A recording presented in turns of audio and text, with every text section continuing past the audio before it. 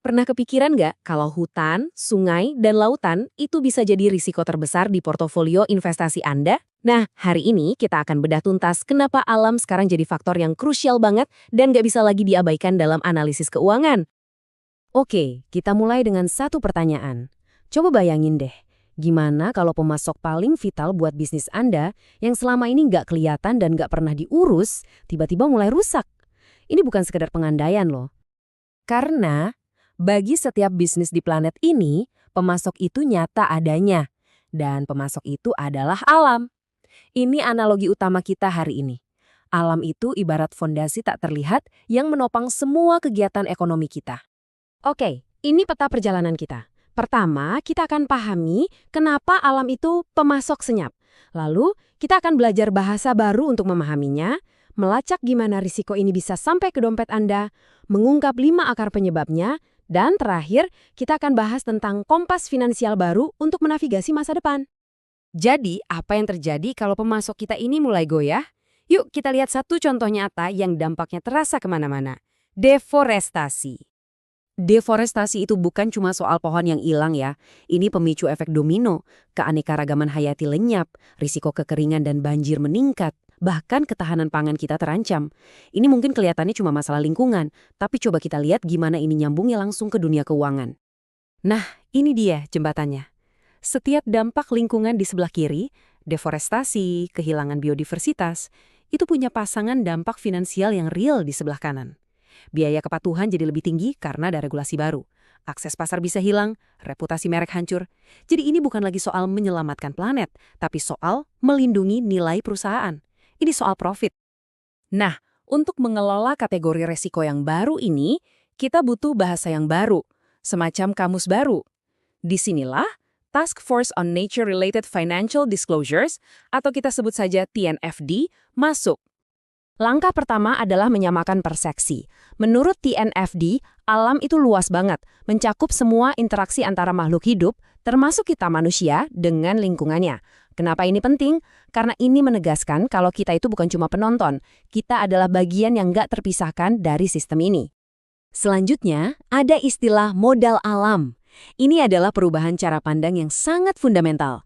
Kita melihat alam bukan lagi sebagai sumber daya gratisan, tapi sebagai aset produktif. Sama seperti modal finansial yang menghasilkan bunga, modal alam, kayak tanah subur atau air bersih, juga menghasilkan aliran manfaat yang vital buat ekonomi. Dan yang terakhir, aset ekosistem. Ini adalah unit-unit spesifiknya. Hutan, lahan basah, terumbu karang, inilah unit analisis yang bisa kita ukur dan kita nilai.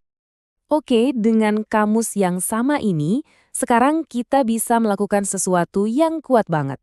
Melacak jejak dari sebuah ekosistem di alam, langsung ke angka-angka di laporan keuangan perusahaan. Mari kita lihat gimana caranya. Kerangka kerja TNFD memvisualisasikan alam jadi 4 ranah utama yang saling terhubung. Seperti yang kita lihat di sini. Ada daratan, lautan, air tawar, dan atmosfer. Masing-masing ranah ini punya sumber daya dan ekosistem yang menopang kegiatan ekonomi kita. Dan coba perhatikan, di mana posisi masyarakat dan bisnis. Tepat di tengah-tengah, bergantung sepenuhnya sama 4 ranah tadi. Poin kuncinya sederhana tapi dalam. Bisnis itu ada di dalam alam, bukan sebaliknya. Artinya kita nggak bisa memisahkan risiko bisnis dari risiko alam. Nah, diagram ini adalah jantungnya TNFD. Mungkin kelihatannya agak rumit, tapi ini menunjukkan alur yang sangat logis. Di kiri, kita lihat ada perubahan di alam. Di tengah, kita lihat gimana perubahan itu mempengaruhi perusahaan. Dan di kanan, kita lihat dampaknya di laporan keuangan. Yuk, kita sederhanakan alurnya di slide berikutnya. Gini alurnya, semua dimulai dari sumber risiko di alam, misalnya tanah rusak. Risiko ini lalu ditransmisikan atau menular ke perusahaan, contohnya lewat kenaikan harga bahan baku. Akhirnya, ini jadi dampak keuangan yang nyata, misalnya margin keuntungan turun, dan itu tercatat jelas di laporan laba rugi. Inilah jalurnya, dari hutan ke neraca keuangan. Oke, kalau pemasok kita gagal, kita harus tahu dong kenapa. Nah, TNFD sudah mengidentifikasi 5 pendorong utama kenapa alam kita makin rusak. Diagram ini merinci ke 5 pendorong itu, dari perubahan iklim sampai spesies invasif. Yang menarik, TNFD memetakan gimana aktivitas bisnis bisa memperburuk, ditandai dengan minus, atau justru memperbaiki, ditandai dengan plus, kondisi alam. Ini ngebantu perusahaan buat tahu di mana titik pengaruh terbesar mereka. Jadi kelima hal ini, mulai dari deforestasi sampai polusi, adalah akar masalah yang menciptakan resiko finansial tadi. Artinya, setiap keputusan bisnis yang berhubungan dengan salah satu pendorong ini sekarang punya konsekuensi finansial yang harus dihitung. Memahami semua ini bukan lagi sekedar latihan akademis ya, ini adalah kompas baru untuk navigasi di dunia keuangan. Jadi kalau ada satu hal yang perlu diingat dari pembahasan kita hari ini, inilah alurnya. Degradasi alam menyebabkan gangguan bisnis yang pada akhirnya menjadi resiko finansial. Inilah logika baru yang harus dipahami oleh setiap investor dan pimpinan perusahaan. Artinya begini, mengabaikan resiko alam hari ini itu sama aja kayak mengabaikan resiko pasar atau kredit 20 tahun lalu. Udah nggak bisa lagi.